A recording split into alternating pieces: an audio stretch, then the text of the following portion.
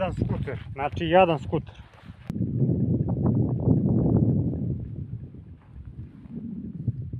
Ovo ću da probam Liberty iza.